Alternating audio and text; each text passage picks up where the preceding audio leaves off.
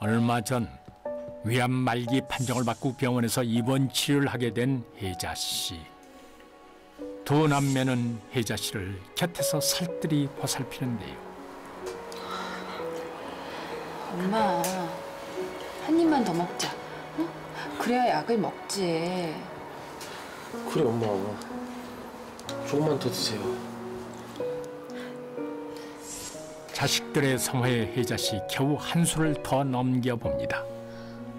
그렇게 세 식구가 시간을 보내던 그때 갑자기 시계를 보고 놀라는 혜자 씨. 얘들아, 시간 다 됐다. 얼른 일어나. 어머, 벌써 시간 이렇게 됐네? 오빠, 빨리 가자. 뭘 이렇게 호들갑이야. 설마 딱 맞춰서 오시려고. 네 아버지 성격 칼 같은 거 아직도 몰라? 괜히 마주쳐서 부스럼 만들지 말고 얼른 일어나. 내일 올게. 끝자니 남매의 아버지가 올 시간인가 본데요. 두 사람이 아버지를 만나면 안 되는 이유라도 있는 걸까요? 결국 도망치듯 병실 나서는 두 사람. 그런데 그때 누군가를 보고 황급히 몸을 숨깁니다. 알았어. 아하, 바로 이 남자, 남매의 아버지인 병호 씨 때문이었습니다. 하마터면 딱 마주칠 뻔했군요. 그런데 문병원 사람치고는 어째 표정이 좀 이상한데요? 왔어요. 아주 살판 났구나. 살판 났어. 병원에 있으니까. 어? 무슨 말을 그렇게 해요. 일단 여기 좀 앉으세요. 자, 지금 대체 며칠째 이러고 있는 거야? 어? 집에 살림할 사람이 없어서 내가 얼마나 불편한 줄 알아? 내가 아파서 입원한 건데. 뭐라고? 아이고, 아주 난리도 아닙니다. 병호 씨 아픈 아내에게 이래도 되는 겁니까? 알았어. 내일 퇴원할게요. 아휴. 진작에 그럴 것이지 말이야. 어? 나 내일 아침 먹을 시간에 맞춰서 집으로 와. 알았어? 알기만 해봐야지.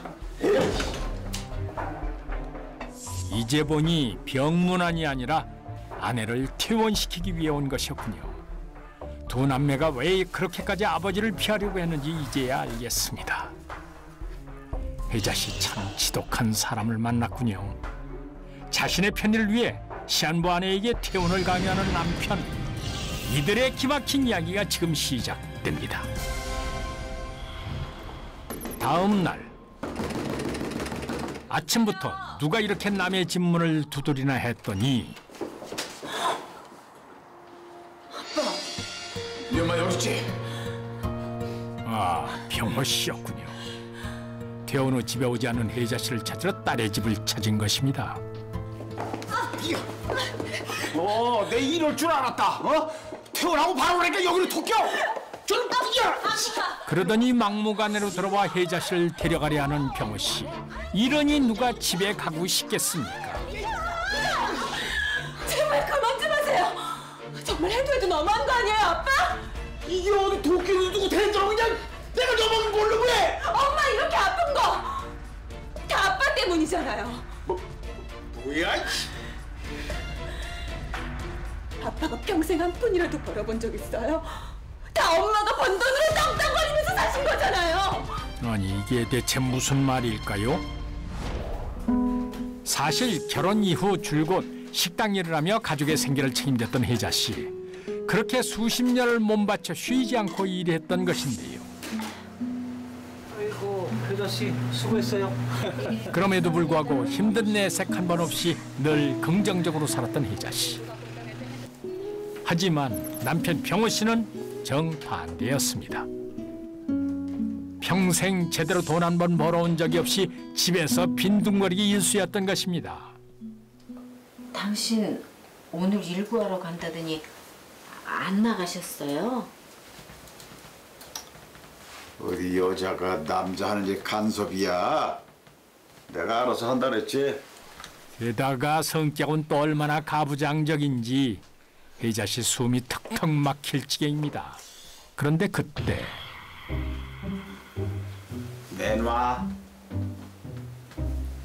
뭘요?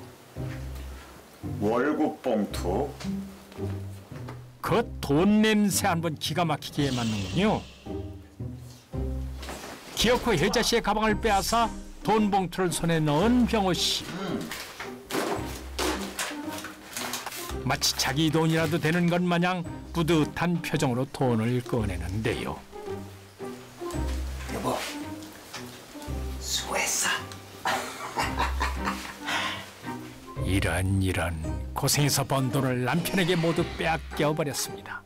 혜자 씨 그런데 오히려 안심하는 표정인데요. 대체 왜 이러나 했더니 아하, 몰래 숨겨둔 돈이 있었던 것입니다. 이렇게 조금씩 돈을 모아두곤 했던 혜자 씨.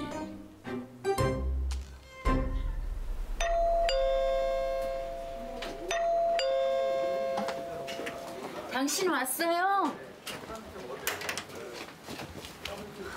오랜만에 딸 지우 씨가 혜자 씨의 집을 찾아왔습니다. 지우야, 이 시간에 어쩐 일이야? 그런데 무슨 일인지 도통 말을 꺼내지 못하는 지우 씨.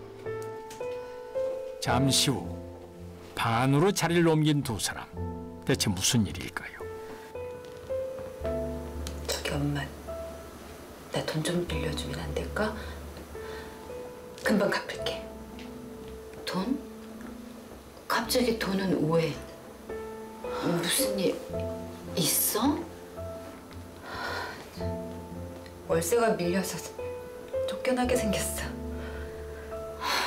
형편이 어려워진 지우 씨가 돈을 빌리러 온 것이었습니다.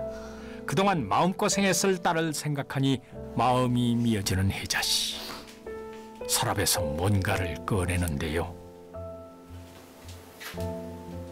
바로 통장이었습니다. 혜자 씨의 돈을 빼앗아 자신의 이름으로 통장을 만들었던 병호 씨.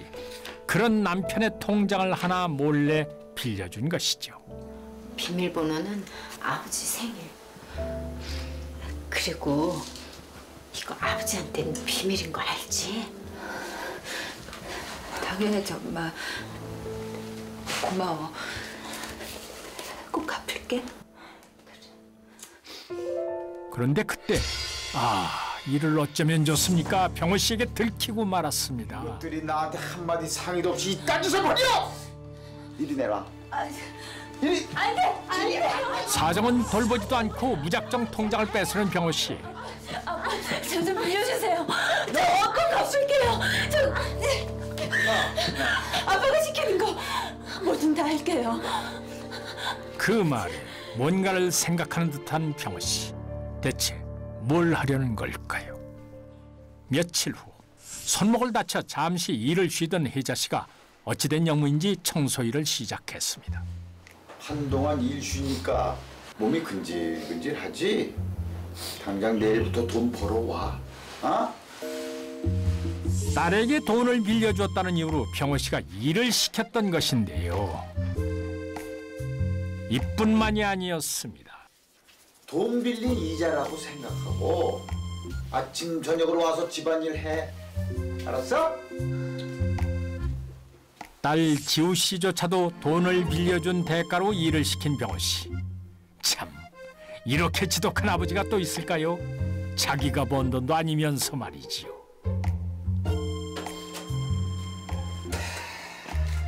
게다가 집안일 역시 생각보다 쉽지 않았습니다. 병호 씨가 유독 깐깐하게 검사했기 때문인데요. 급기야 정리해둔 신발을 모두 내팽개치는 병호 씨. 왜 그러세요? 야, 너 내가 뭐라 그랬어? 어? 이 신발 앞코가 항상 바깥쪽을 보라고 했어, 안 했어? 병호 씨에게는 자신만의 규칙이 있었던 것인데 하필 지우 씨가 반대로 했던 것이지요.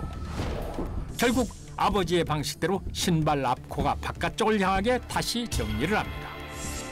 병호 씨 이제 속이 시원합니까? 하지만 이게 끝이 아니었습니다. 이게 뭐야? 어? 너 내가 수건을 3번 접으라 그랬지? 어? 세 번 접은 건데요. 모양이 다 다르잖아. 모양이 다 조금만이야. 이거 다시 해. 이거 빨리. 이거 다 다시 해. 다시 하라고. 다시. 이번엔 수건입니까? 거참 괴롭히는 방법도 가지가지입니다. 돈을 빌렸다는 이유 하나만으로 딸을 가정부 부리듯 하는 병호 씨. 정말 해도 해도 너무합니다. 엄마, 이제 여기서 저랑 살 거니까 제발 그만 좀 하시고 돌아가세요. 그래? 그럼 나도 여기서 살지 뭐.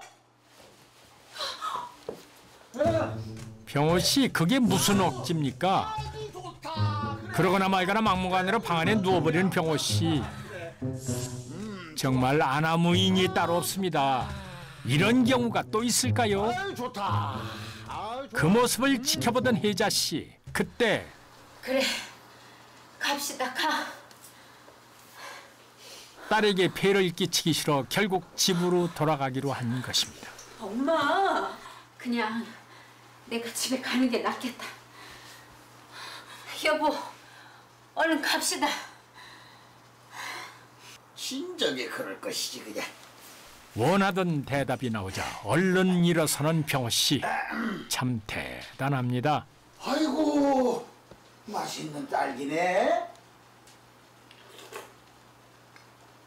넌 그러는 게 아니야. 당신 따라와. 결국 퇴원 반나절 만에 다시 집으로 돌아가게 된 혜자 씨. 딸 지우시는 그런 엄마가 걱정스럽습니다. 할머니는 수입이 변변치 않은 남편 씨를 대신해서 평생 파출부 일과 노점상 일을 하며 생계를 꾸려왔습니다. 하지만 씨는 아내에게 고마워하기는커녕 돈에 대한 집착과 가부장적인 성격으로 가족들을 힘들게 했는데요. 심지어 할머니가 자신 몰래 딸에게 돈을 빌려주자 그것을 빌미로 아내와 딸을 괴롭혔습니다. 이런 그의 행동은 아내가 암에 걸려 병원에 입원해 있는 동안에도 계속됐습니다. 그런데 얼마 후 할머니에게 충격적인 일이 생기게 됩니다.